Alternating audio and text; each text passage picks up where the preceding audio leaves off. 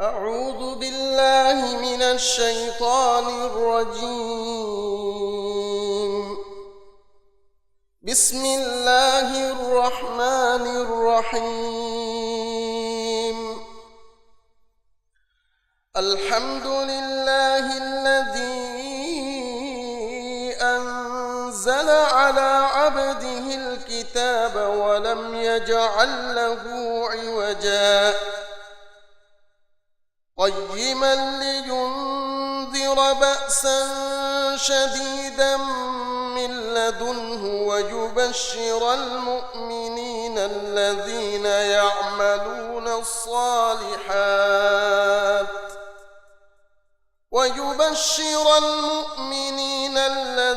يعملون الصالحات أن لهم أجرا حسنا ماكثين فيه أبدا وينذر الذين قالوا اتخذ الله ولدا ما لهم به من علم ولا لآبائهم كبرت كلمة تخرج من أفواههم إن يقولون إلا كذبا فلعلك باخع نفسك على آثارهم إن لم يؤمنوا بهذا الحديث أسفا إنا جعلنا ما على الأرض زينة لها لنبلوهم أيهم أحسن عملا وإنا لجاعلون ما عليها صعيدا جرزا أم حسبت أن أصحاب الكهف والرقيم كانوا من آياتنا عجبا إذ أوى الفتية إلى الكهف فقالوا ربنا آتنا من لدنك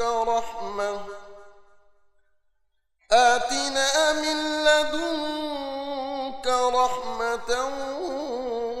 وهيئ لنا من أمرنا رشدا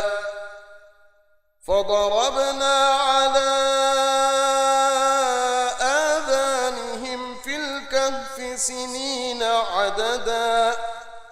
ثم بعثناهم لنعلم أي الحزبين أحصى لما لبثوا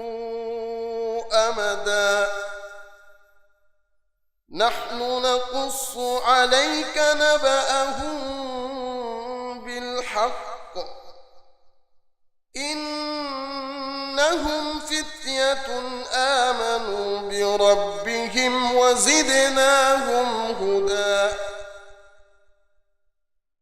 وربطنا على قلوبهم إذ قاموا فقالوا ربنا رب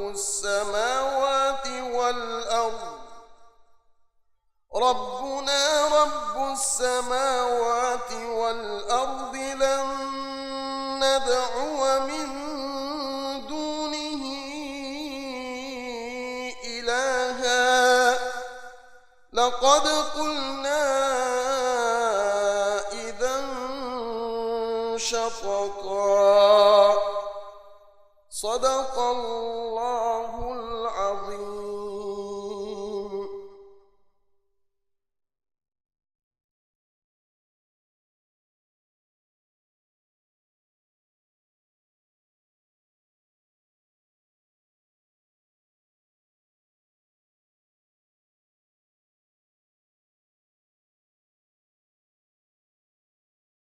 الحمد لله رب العالمين والصلاة والسلام على أشرف الأنبياء والمرسلين نبينا محمد وعلى آله وصحبه أجمعين. mi barakayteri haflage sharaferi mehman وهراجيك كوريج عزة الرئيس الجمهورية الأستاذ مامون عبد القيوم حفظه الله سعودي عربية إسلامي كنت تتقى به منستر معالي الشيخ صالح بن عبد العزيز آل الشيخ حفظه الله إسلامي منستر دكتور أحمد زياد باقر إسلامي منستر مشير فضيلة الأستاذ الشيخ محمد رشيد إبراهيم إمها منستر عزة علم ورين حاضر وداعن تبوي إمها عزيترين أرغند تيامي بيفرنا إسلامي سلام كرام السلام عليكم ورحمة الله وبركاته أديها ما يفدعين هما مينيواغا إمها جليسنا جليساينا ميحفلا ورنهون مرحبا يكون مرحبا دنا شكي وسني ديوه مجتمع نحن حلوي كما يكو بدل ومن بابانا ومن داد وسوريغا زواننا به كان كما مدوغا مشوراكو حلو تكن هودو مට්ටක මිෆද මහසින්තය බේගුමකි කමග හුරි මුහිම්මුකන් ඉහසාස්වා කමග මතිවරි හික්කේ මුජ්තමාගේ zuwaanunna magudakka ekudinna de duniyege faadaya laaba hurigoen anga dinumaki ilm werinna ustazunna ijtimai leaderunna kamwashwegen wa mihunge wajibe dirasata bunagotun mude duniyege 50% ಅವರೆಗೆ ನೈ ಜುವಾನು ಅಳ್ಗೊಂಡು ಮೆಂಗೆ ಮೀ ಲೊಬ್ವೇತಿ ದಿವೆಹಿ ರಾಜ್ಯಗಾವೆಸ್ 50% ಅವರೆ ಗಿನೈ ಜುವಾನು ವೀಮಾ ತಫಾತು ಫಿಕುರು ತಕ ಖಿಯಾಲ್ ತಕ ಮೊಡೆಲ್ ತ ಎವ್ವೆಸ್ ನಿವಲೆನೆತಿ ರಾಜ್ಯಂ ಎತಿರೆವ ಮುಂದ ದುವಸ್ವರೆಗ್ಗ ಅದಿ ಏಕಂತತ್ತಹುಗೆ ಸಬುಂ ಜುವಾನುಂಗೆ ಸಿಕುಂಡಿತ ಕಿಲಂಬು ಕುರ ಮುಂದ ದುವಸ್ವರೆಗ್ಗ ಜುವಾನುನ್ನ ಫಿಕುರಿ ಅಮಾಂಕಮ ರಕ್ಕಾತರಿಕಂ ಹೋದ ದಿನುಮಕಿ mi mahasintage maaganode maqsad tafatu sheherun taka gwennenge fikuri ufeddun tahuwe kurimatiga zuwanu wani haswe hayran wefa khiyar qurani kon gotetto beluma muttilanje hifa maalumat fatura wasilettaka social media medweriko komme bayakwes hala maqaluge dulun da'wa kurani emmamul mudale mushala bayaki ebami hunkamuga mifada halettaka guligen محمدي أمة هيدي وداغنوا لبت رسول محمد صلى الله عليه وسلم حديث كروا فاوني إياكم وحيشات الأسواق تمامنج مودلوج أجو أروان وجن إجوا أجو ولي تكامدو ركعت رواش مفاد دندوالجا زوانونا بدلوا من دا دنيا ميماغن نموج درهم بابا محاسن تاج مهم إن أمازكي زوانونج مسألة تكامدو مشوراكو حقيقي نمون تك نمو متبع عزيتري أستاذنا إمها علم ورين متنا إذا وداعي متبعي مي مهم أماز يقين كرهو مرتك هذا شكلني مي محاسن تاج افتتاحي جلسة مي محفلة فلو في الوادي ومرتك مي زمانه كهيلون تريكم بابا الأستاذ مامون عبد القيوم حفظه الله وداعي النبي كمي اللي بيجنديا يترو جالكم ما تبري وفله شكرا فخامة الرئيس دين ألقون تيجي فرنك إذنه كو عربي بهم يتم به دنوالانا ميتانغا عربي مهمان وستبيو ما يكيغا يسرني ويسعدني أن أحيي وأرحب بمعالي وزير الشؤون الإسلامية السعودي معالي الشيخ صالح بن عبد العزيز آل الشيخ حفظه الله والوفد المرافق الكريم لمعاليه في بلادنا الجميلة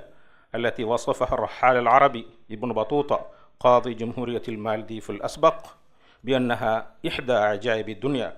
وأنها جنة الله في أرضه وقد هام بمناظرها الخلابة وطبيعتها الساحرة وشواطئها الفضية المرجانية الشعراء قديما وحديثا ويحضرني في هذه المناسبة السعيدة ما قال الرحال السعودي المعروف معالي الشيخ محمد بن ناصر العبودي وهو يتغزل بالمالديف في قصيدة تذوب رقة وعذوبة يقول فيه مالديف يا حلم الزمان الغافي يا درة الغواص في الأصداف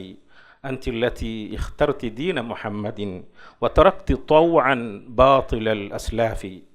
منح الإله مواطنيك طبيعة رقراقة كالسلسبيل الصافي وخلا من الحرب الضروس سجلهم فغدوا عديمي المثل في الإنصاف أبادر فأقول إن المالديف دولة إسلامية سنية عريقة دخلها الإسلام في القرن السادس الهجري، ومذ دخلها كان هو المصدر أي الإسلام الرئيسي لحضارتها، وكان لمنهج الإسلام الوسطي دور بارز في القضاء والمناهج الدراسية والقوانين والأعراف وفي عادات الناس. وليس هناك في هذا البلد الإسلامي العريق بإسلامه ما يعكر صفو إنائه من تخبطات في العقيدة والهوية والانتماء،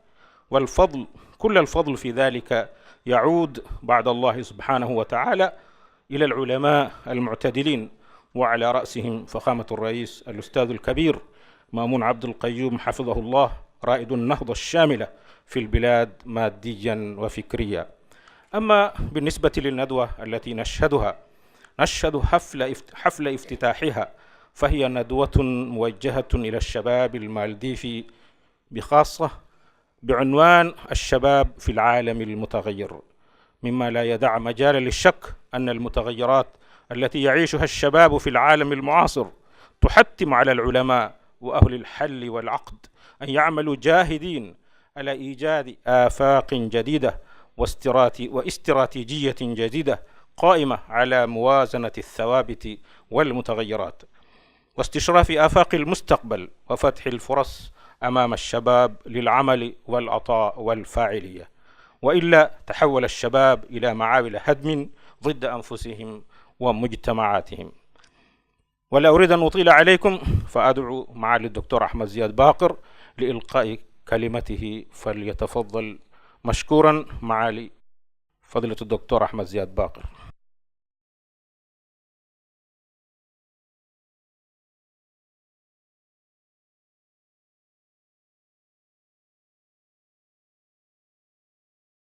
بسم الله الرحمن الرحيم. الحمد لله رب العالمين، وأصلي وأسلم على رسولنا الذي ربى أجيالا من الشباب الذي قام على أكتافهم الدولة الإسلامية، صلى الله عليه وسلم وعلى آله وأصحابه أولي الفضائل والمكرمات، والتابعين ومن تبعهم بإحسان ما دامت الأرض والسماوات، وسلم تسليما كثيرا إلى يوم الدين. دراجيك كوريك رئيس الجمهورية الأستاذ مامون عبد القيوم مي أفاوري حفلاق شرف مهمان سعودي عربية إسلامي كانت تكابه وزير الشؤون الإسلامية والأوقاف والدعوة والإرشاد الشيخ صالح بن عبد العزيز آل الشيخ حفظه الله.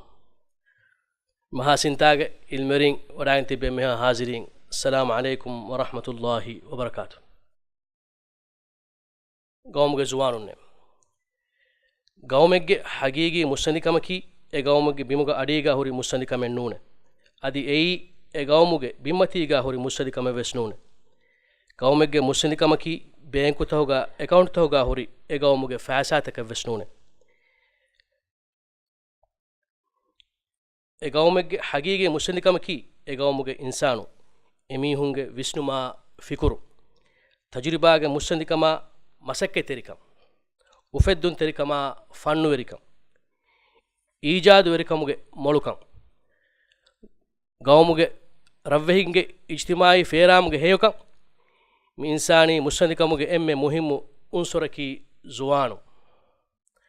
قومغ مستقبلكي كوباكن اگم بينونكم بانما قومغ زوانوغ حالتكي كوباتو بلانجه එමිහුන්ගේ හයාතුගේ ලනුදනතකී කොබෑතෝ බලංජෙහෙ එමිහුන් කුරණී කොන් කමෙත්තෝ බලංජෙහෙ එමිහුන්ගේ විශ්නුමා එමිහුන් කම්බොණවනී කොන් කමකාතෝ බලංජෙහෙ එමිහුන්ගේ හෝෆෙන්තහකී කොබෑතෝ බලංජෙහෙ එමිහුන් දක්කනී කොන් වාහකතකෙත්තෝ බලංජෙහෙ අලගොණුමෙන් මියදු මිෆෂා සෙමිනාරකී ජුවානුන්ගේ මස්සල්තකා බෙහෙගොතුන් බහුස්කො දිරාසා කුරුමගේ මා මක්සද්ගා බාවා මහාසින්තායි mi mahasintaage baawre wada gannawa maan ilmeringe hushailun tawge tafaatu kardaastawga zuwanunna kurmate faawa masal takamedu tafaatu dairatakun insaf kurawwan ebe fulunge ilmi musandikamun algonumenge zuwanunna ummitan aawegen daana zuwanunna kurmate faawa datitan huras kurane goittaka kurmate faawa gonjehotaka nuune kebuna kuriyan udussa gannane magen engegen dane mimagun mi kardastan hushaluwa fa huriha ustadun nasha sheikhun nasha ilmerinna shukur dannawa tahuniya dannawa ebe fulunge ebbar devumge sabunna tiya lobeti akhunna akhtunge bawre wadaga tunge sabun mi mahasinta mativeri rangalu fowasaka wegen dane mahasintaage izzetir huduru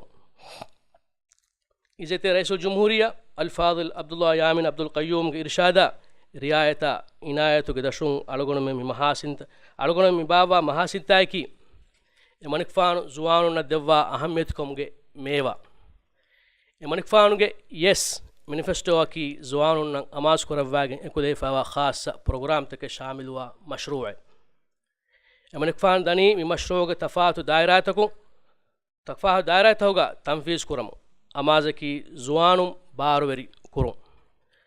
zuwanu gawmuge taraggiga bawre kuru zuwanu gawm binakon arastu kurumga medu uduga fijaha bekan hedu emihun kurimawga hama emihun lavwa emihunge gawmu binakuru izzeteri huduru algonumge rajya badalar div rajyege mujtama ki zuwanunge mujtama emme fahoge tafat hisabta bunagotuga rajyege abadige 30 fas insetta ki zuwanu ehenkamu mi div rajye kurimuga miharavure rangaluwane kamuge heyo faade mi algonumenge masakata libe warabbodu hivvare algonumenge wuzarage emmeha verin atukuri olalagen masakke korom medani zuwanuge hittahuga deena lobjessun ituru kurmasha emihun hittahuga deena medu olun arafawa mafhumta rangalu koddinumasha emihunge sikunitahuga deeni kantataka medu ufedifawa nurangalu tasawwurtan islah koddoweto mihemve algonumen program ta kurimawga miharavren boda zuwanun nan amas koggen kuriye gendana wahaka dannawa izzeteri huduru algonunge ma din islam dina ki zuwanunge din kid rasul sallallahu alaihi wasallam bayan kurawa fawa gotuga timan kadek fanan ebbawi zuwanu kid rasul sallallahu alaihi wasallam kadek fanuge ummatuge zuwanun tarbiyat kurawuma devvi iskama inayata ahamiyat kamge sababun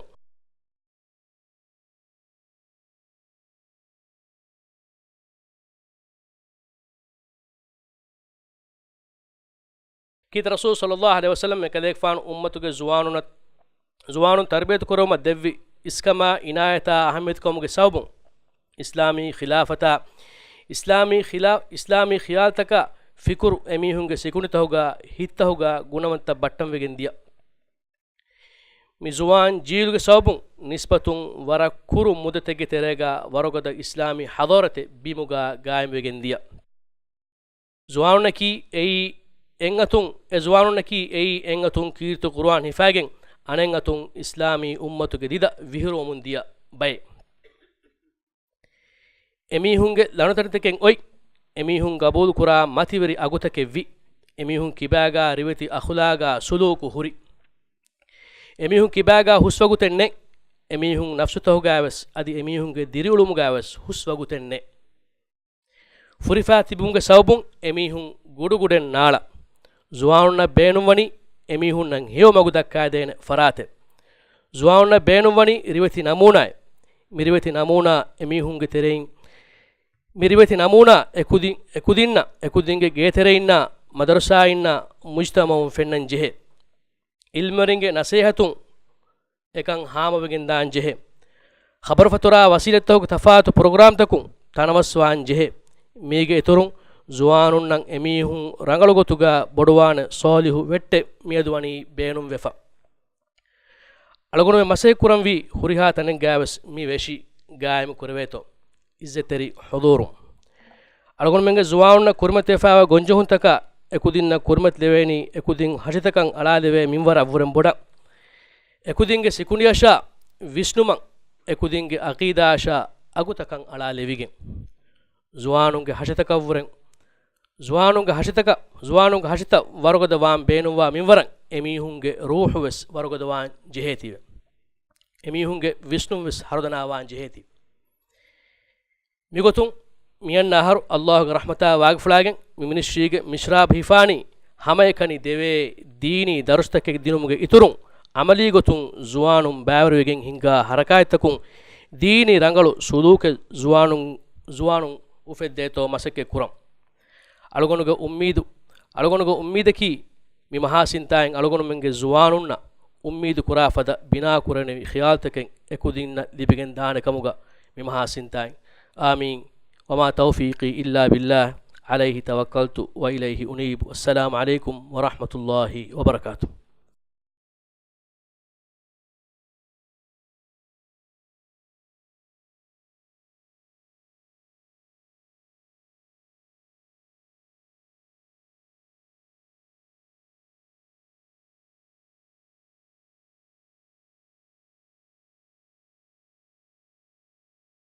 والآن أدعو فخامة الرئيس الأستاذ الكبير مأمون عبد القيوم حفظه الله أن يتفضل بافتتاح قناة اليوتيوب التابعة لوزارة الشؤون الإسلامية، فليتفضل فخامته مشكورا ومأجورا.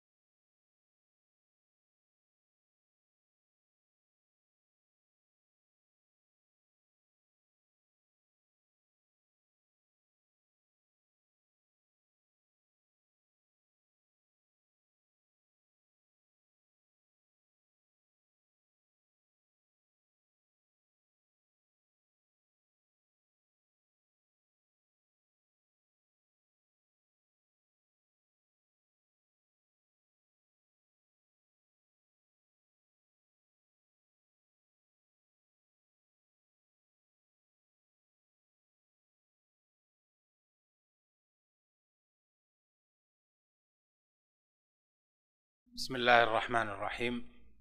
الحمد لله رب العالمين، والصلاة والسلام على نبينا محمد وعلى آله وصحبه أجمعين. فخامة رئيس الجمهورية رائد النهضة المالديفية الأستاذ الكبير مأمون عبد القيوم،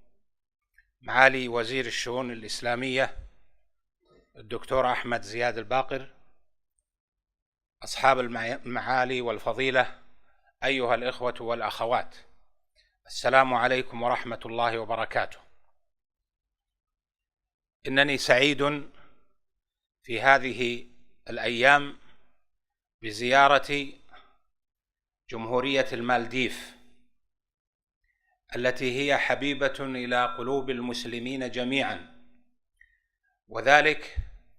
لقرب أهلها من نفوس المسلمين جميعا محبة وإخاء وحكمة وسمتا وطمأنينة وهدوء. فالمالديف بلد السلم والسلام، وبلد الإسلام والسنة، وبلد الجمع بين الماضي والحاضر، وبين الأصالة والمعاصرة، وبين الفكر والعلم، وما بين الشباب والكهول. فالجمع هذا ينتج الكثير من النهضة في جميع مجالات الحياة. ولفخامة الرئيس الأستاذ مأمون عبد القيوم تاريخ كبير في تأصيل هذه النهضة وهذا الجمع ما بين روح الشباب وعقل وحكمة الشيوخ. أيها الإخوة الكرام، إنني أتيت من المملكة العربية السعودية حاملا نفحات الإيمان والإسلام والسنة من مكة المكرمة والمدينة المنورة، من المسجد الحرام ومسجد النبي صلى الله عليه وسلم والأماكن المقدسة. هذه النفحات التي تعطينا الاجتماع والقوة والألفة والمحبة، فالقبلة واحدة والنبي واحد وإلهنا وربنا لا إله إلا الله واحد، وكل هذا يدعو إلى تآخٍ وقوة وإلى تعاون على البر والتقوى. إن من ميزة هذه الشريعة المباركة شريعة الإسلام أنها جاءت بالتعاون على البر والتقوى، وترك التعاون على الإثم والعدوان، وتعاونوا على البر والتقوى ولا تعاونوا على الإثم والعدوان. وهذه الآية هذه الجملة من الآية فيها سر عظيم، وهي أنها جاءت في أول سورة المائدة في أثناء آية الحج، فجاء في ذكر أحكام الحج وتعاونوا على البر والتقوى ولا تعاونوا على الإثم والعدوان. وهذا فيه مأخذ عظيم، وهو أن الحج كمثال أمر عظيم يحتاج إلى ترتيب وتنظيم، ويحتاج إلى تعاون، ويحتاج إلى الكثير من الجهود حتى ينجح، تعاونا على البر والتقوى وبعدا عن الإثم والعدوان. وهذا هو رسالة الإسلام في أن المؤمنين يتكاملون ويتعاونون، فبعضهم يكمل بعضا، وبعضهم يسند بعضا، وبعضهم يأخذ بيد بعض، لأن التكامل هو سمة الشريعة، وليس الانفراد من خصائص الإسلام. الإسلام جاء بالاجتماع واحترام التخصصات والتعاون والتكامل. وزع الله جل وعلا القدرات بين أهل الإسلام أفرادا ودولا، فالأفراد منهم العالم ومنهم المتعلم، منهم السياسي ومنهم الشيخ ومنهم الاقتصادي ومنهم الاجتماعي، الرجل، المرأة، مربية البيت وقائد الأجيال، الحكمة والشجاعة، القوة والطمأنينة. هذا التنوع في الأمة هو الذي بتكامله تنتج الأمة، وتنتج نهضة، وتنتج قوة، وتنتج تعاونا على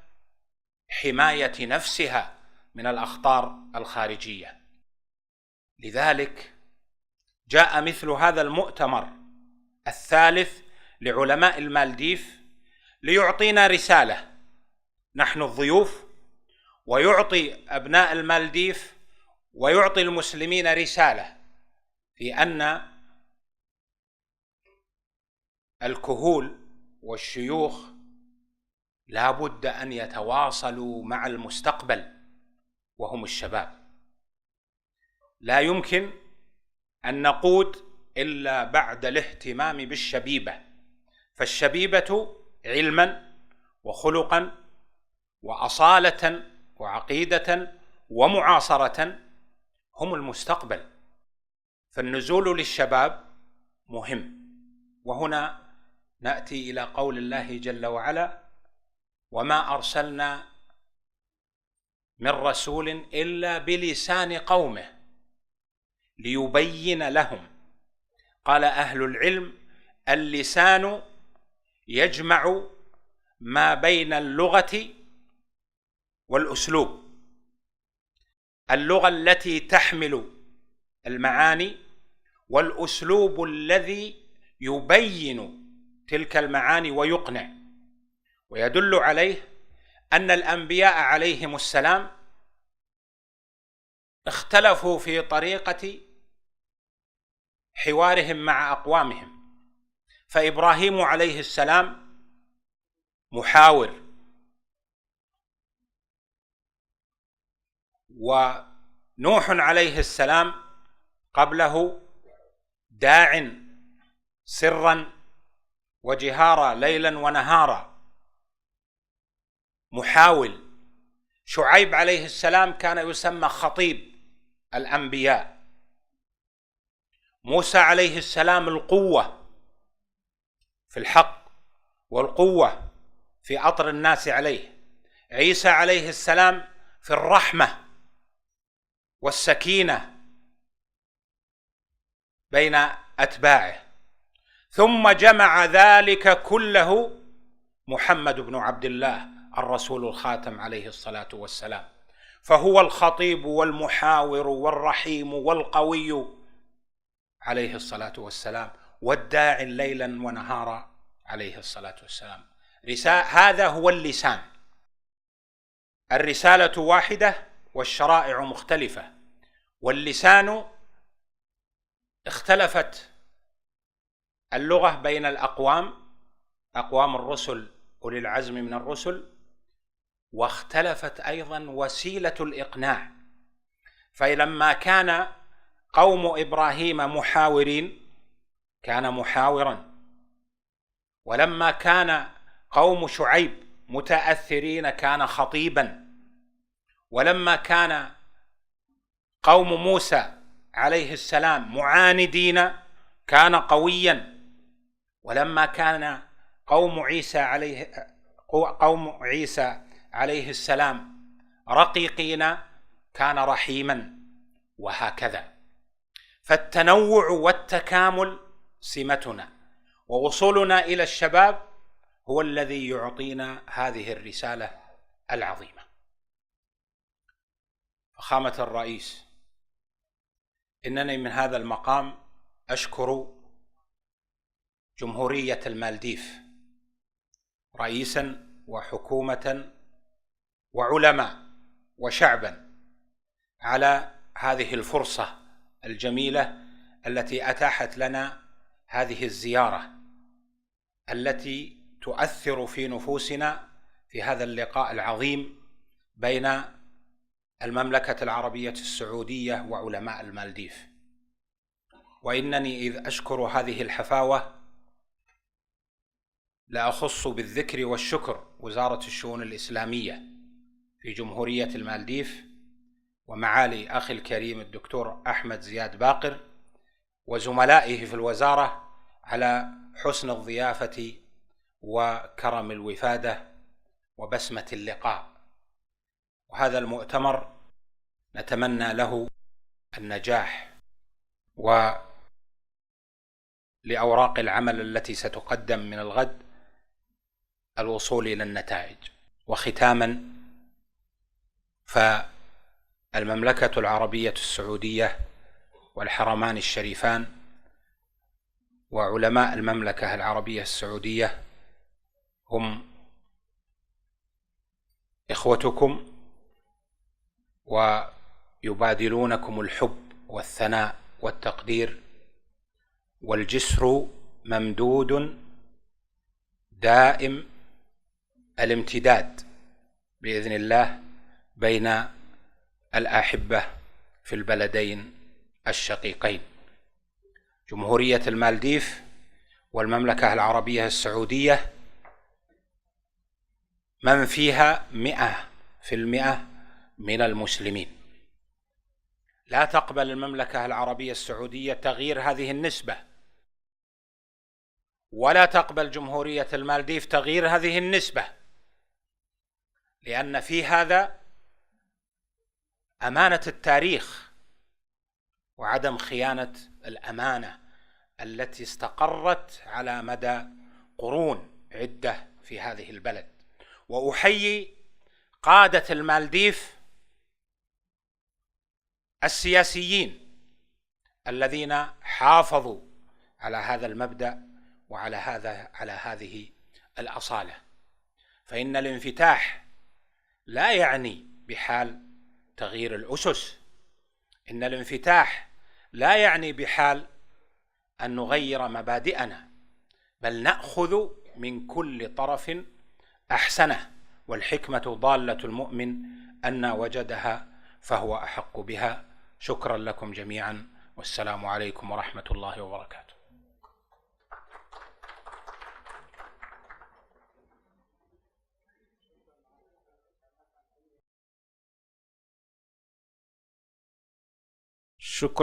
شكرا معالي الشيخ حفظه الله على كلمته القيمة الرقيقة وتعبير ومشاعره الطيبة عن شعب تجاه شعب مالديف، ونرحب بكم ترحيبا حارا في بلادنا الجميلة، وأشكركم على هذه الكلمة الطيبة وجعلها الله في ميزان حسناتكم. والآن أدعو معالي الشيخ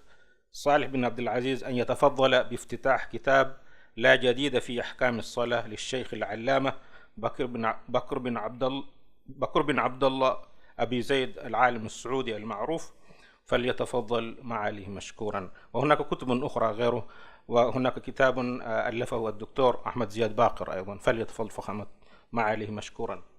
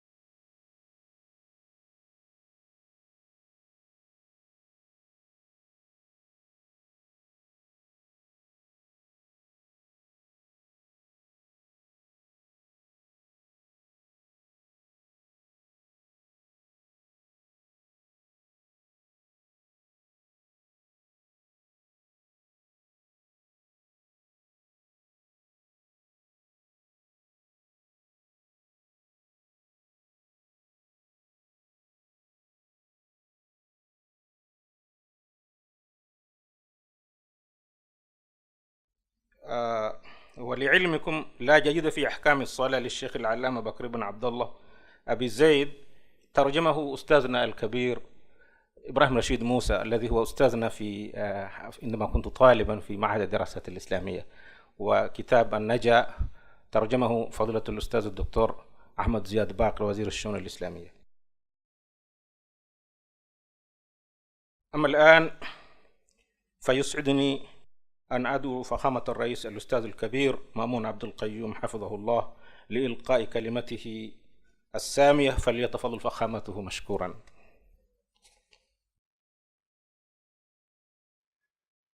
بسم الله الرحمن الرحيم. الحمد لله رب العالمين، والصلاة والسلام على أشرف المرسلين سيدنا محمد وعلى آله وأصحابه أجمعين. آده علمورنج محاسنتا مثل سلاجة تيمانا جلسة افتتاح قدينما مثل أوما أمر الدعوة دي بكمتك من أشرف إسلامك فياس دكتور أحمد زياد باخر والإخلاص الكمايك شكر دانو. هذه من جلسة أوما كي أقول اللي بي وربور أفلك كمغا وربور شرفك كمغا دانو. هذه من كان قواه كفوغا أولا بهيغتون وداري هيو باسول تكتكا وربورا شكر دانو. أما هم أولا كورين تانغا واقور دكبي سعودية عربية के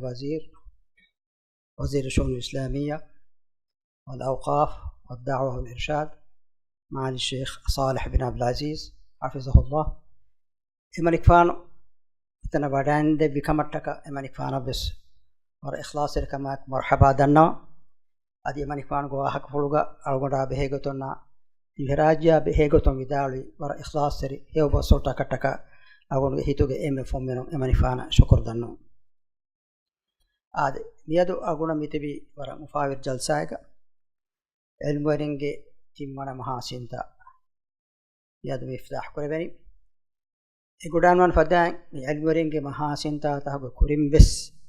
أقول مقراجيغا إسلامي علم ورنجي جلساتك الإسلامي دنيا كانت تكا بهيغتو مشوراكو بحث كورا كتما جلسايباني باب وافا ميجي كوريم آده إيجي تريغا رابطة العالم الإسلامي هيغا نوتا إفراتك بايرو مايكيغا أدي جمعية الدعوة الإسلامية ليبيا ebe fronges ehiya ibaluma ikiga wani mike kuringas jalsaatake baaba nihar me bebeni ilmu weringe khasa jalsaatake mi eke timmana jalsa be jalsa khasa kurefa me wani zuwanonge dawra be hegato shakkene mi waram muhimmu mahasintay hagiyatuga zuwanonnaki ebe kattaka agumen fakhru weriwa bay ebayge dawrattaka agumen warabboda intizar kuramunda bay khasako sarukaruge emme bodu samalkame debba edda irayaki mihar zuwanon kama bairu zuwana behegoton islam dienuga oti kiketo kihinetto islami usultake gimatin agumen zuwanon tarbiyat qurani ad zuwanon naki qawma faada hore behegotuga hadani kihinetto mi waram muhimmu sual take mi sual taka kashigem wa ragaw jawab take libenje mi mahasintaki egotum balar waram muhimmu mahasintaki gadanonje adi khasako mahasintage surukhiga miwani badalwamunda duniyega zuwana achakkane duniyaki badalwamunda aiche adi waran avaha mi zamanuga badalwamunda aiche eddu hon aneddu badalwamunda aiche badalwamunda duniyege ek kantatta westani badalwam duniyega faal kurabumunda khiyal taka adi ingamunda ekeki oywartaka di kantataki eddu hon aneddu badalwamunda kantatake adi kantataki bawano ifawa duniyega iqawmu ane qawba sarhatan horoskofa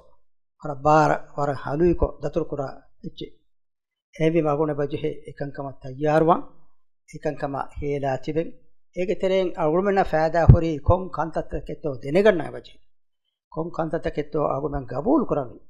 ya igota amal kurami adi kon kantataketto agulmen dukollam e agulmengi aqidaya dina agulmen islami fikra khilafawati hemima egotum balayru mi mahasindayki mi wagota waram muhimu mahasindayakam ga dannon adi mahasinda mi bawa kamattaka Minister of Islamic Affairs Dr. Ahmed Ziad Baqir Asha Imnisik Iswerina warabbara shukur danno marhaba danno adi shakkane gotuga ilmuninge masuliyat warabbu ilmurinaki qawma mujtama bagu dakkawanti boa beeful ibeefulunge masuliyatuga terega imene agumenna huriha kamis bayan koddevu eke kantatta agumenna korimatum dairu kobato rangalu gotaki kobato no rangalu gotaki kobato aguna amal kuram bi gotaki kobato rakkati riwanje kantatta haki bi kantatta ilmurin jehe agumenna bayan koddevu adi khassako awunge terega waraggena adadege zuwanun tibima e zuwanuna mikantata wara rangala saaf kodde wanje enoni agumen beenuwa mansen maqsuda aguna datur kurumga taka kolmatla anje hen kurmes denne fada mi sarkaron zuwanun kantata ka warabodo ahamiyete devati ad zuwanuna taalim hasil kodde masha zuwanun bina kore masha emi hunga dawro hardana kore masha emi hon qaw bina kurumga kulenje baata hardana kama ekiga qawma faada horigatuga kuriye gendi mattaka emi hon tayyar kore mattaka sarkarum koraba masakata adi fulwa deba fursatta wara fulai fawati mi haru bidwaswar awal mage zuwanu kantataka warabu ahamiyete denje adi zuwana magudakka denje ade mi mahasintaga Saudi Arabia ke minister wazir aguna ki bayrudan debbo mude hawani ihraja Saudi Arabia deetirega oy waruga daggulu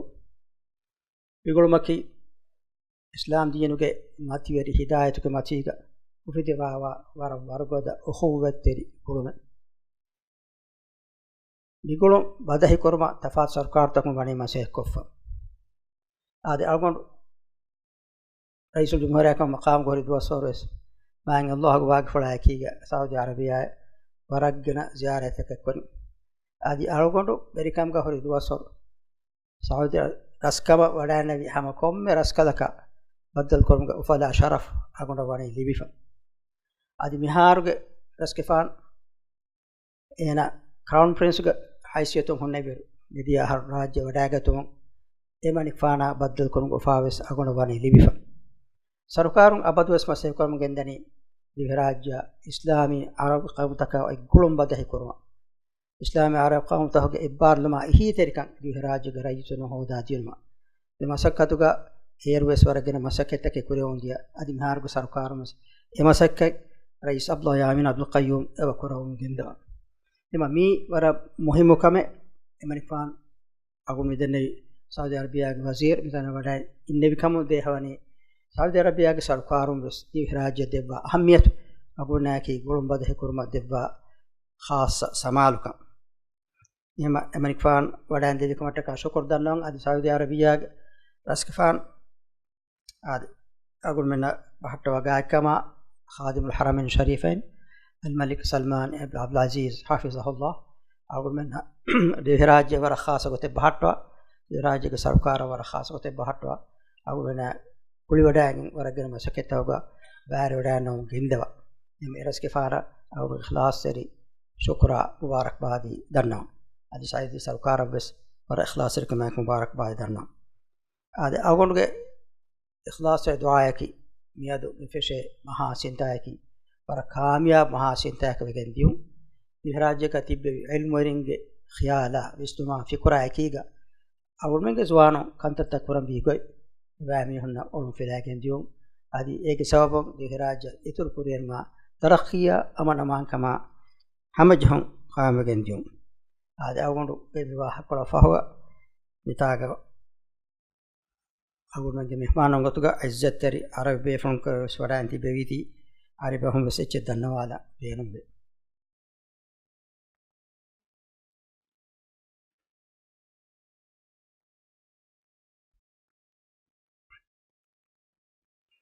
بسم الله الرحمن الرحيم الحمد لله رب العالمين والصلاة والسلام على خاتم الأنبياء وسيد المرسلين وعلى آله وأصحابه أجمعين. معالي الدكتور أحمد زياد باقر وزير الشؤون الإسلامية، معالي الشيخ صالح بن عبد العزيز بن محمد آل الشيخ وزير الشؤون الإسلامية والأوقاف والدعوة والإرشاد بالمملكة العربية السعودية، أصحاب المعالي، أصحاب الفضيلة، أيها السادة الحضور، السلام عليكم ورحمة الله وبركاته. يسعدني أولا أن أشكر معالي الدكتور أحمد زياد باقر على دعوته الكريمة لي لحضور هذا الاحتفال بافتتاح مؤتمر الشباب في عالم متغير، وأشكر معاليه على الكلمات الطيبة التي وجهها لي في كلمته. إن وجود معالي الوزير السعودي الشيخ صالح بن عبد العزيز بن محمد آل الشيخ معنا اليوم يرمز إلى العلاقات الأخوية الوطيدة التي تربط بين بلدينا الشقيقين جمهورية المالديف والمملكة العربية السعودية. ونحن دولتان إسلاميتان تربطنا عقيدة واحدة ومصير واحد، وعضوان في منظمة المؤتمر الإسلامي، تتعاونان بصدق وإخلاص لإعلاء كلمة الله وإنجاز مزيد من التقدم والازدهار لبلدينا الشقيقين ولأمتنا الإسلامية جمعاء. ولا شك أن مشاعر الأخوة الصادقة المتبادلة بين خادم الحرمين الشريفين الملك سلمان بن عبد العزيز آل سعود ملك المملكة العربية السعودية حفظه الله، وبين صاحب الفخامة عبد الله يامين عبد القيوم رئيس جمهورية المالديف حفظه الله، تعطي علاقاتنا الثنائية طاقة حيوية قوية تدفعها إلى الأمام. وقد كان لي بفضل الله عز وجل شرف قيادة بلادي لفترة طويلة، تشرفت خلالها بمقابلة جميع ملوك المملكة العربية السعودية الذين تولوا قيادتها في تلك الحقبة من الزمن، وذلك أثناء زياراتي المتعددة للمملكة. كما كان لي شرف لقاء خادم الحرمين الشريفين الملك سلمان بن عبد العزيز خلال زيارته جلالته للمالديف في العام الماضي عندما كان وليا للعهد، حفظه الله وأطال بقاءه آمين. ولقد كانت من أهم أولويات حكوماتنا المتعاقبة تنمية روابطنا الأخوية وتوسيع قاعدة التعاون في شتى المجالات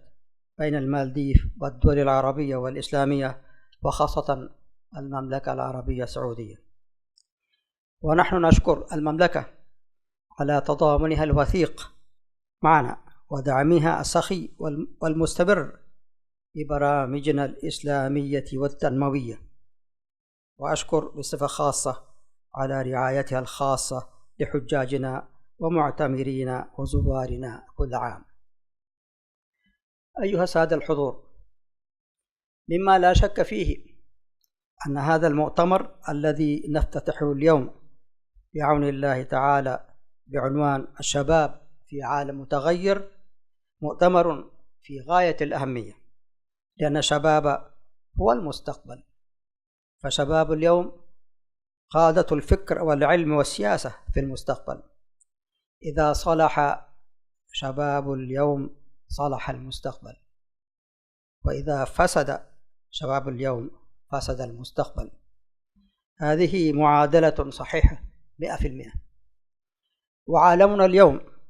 عالم متغير يتغير يوما بيوم، وهذا يتطلب منا منتهى الحذر والحيطة، وخاصة فيما يتعلق بالشباب حتى لا ينحرف ويقع في المحظور. ونحن الآن حكومتنا الحالية تعطي أهمية خاصة للشباب وإعطائهم فرصة التعليم وفرصة العمل وفرصة اشتراكهم في بناء المجتمع وبناء بلادنا. ولذلك هذا يحتم علينا أن نعطي أهمية خاصة كيف نربي الشباب، كيف نعطيهم علما صحيحا وفكرا طيبا وقوة تدفعهم إلى الأمام. لذلك كان هذا المؤتمر مؤتمرا مناسبا جدا في هذا الوقت من الزمان. إن الإسلام الذي أنزله الله سبحانه وتعالى على نبينا محمد صلى الله عليه وسلم هداية للناس ورحمة ونعمة، فيه خير البشرية في الماضي والحاضر والمستقبل إلى أن يرث الله الأرض ومن عليها. إن هذا دين الخالد ودستوره العظيم القرآن الكريم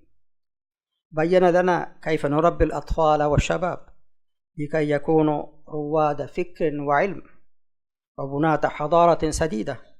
تقوم على الإيمان بالله وفعل الخير وخدمة البشر وإقامة العدل وإشاعة الأمن والسلام في ربوع العالم. وقد كان الرسول صلى الله عليه وسلم خير قدوة لنا في هذا، كما كان في كل أمر من أمور الدنيا، مصداقا لقول الله عز وجل: لقد كان لكم في رسول الله أسوة حسنة لمن كان يرجو الله واليوم الآخر وذكر الله كثيرا.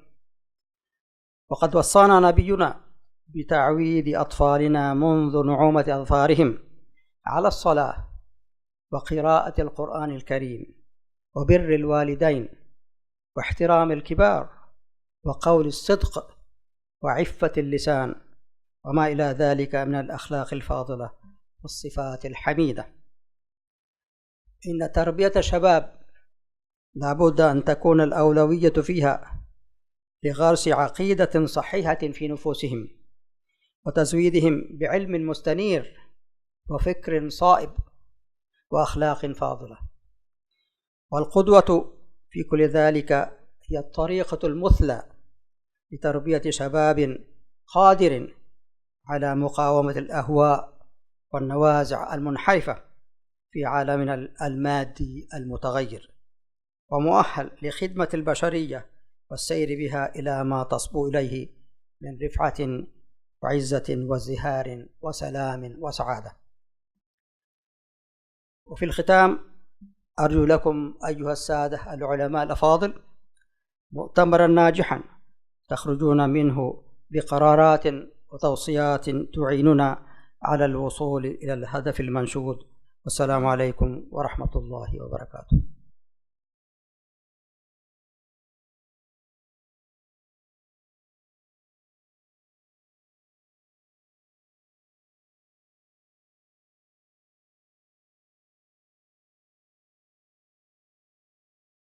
شكرا لفخامة الرئيس الأستاذ الكبير مأمون عبد القيوم على كلمته القيمة التي نعتبرها نبراسا نستضيء به في طريقنا إلى التقدم وإلى التنمية وما فيه الخير لإسعاد هذه البلاد والعباد بإذن الله تعالى. ولا يسعنا في ختام هذا الحفل المبارك إلا أن نتوجه بالشكر الجزيل إليكم أيها السادة الكرام على أن شرفتمونا بالحضور. رفع الله قدركم وأعلى في العالمين ذكركم وجعله في ميزان حسناتكم. ويحلو لي أن أذكركم أيها الحضور الكرام أن هناك مائدة إفطار تنتظركم، فتفضلوا علينا بقبولها. جزاكم الله خيرا. السلام عليكم ورحمة الله وبركاته.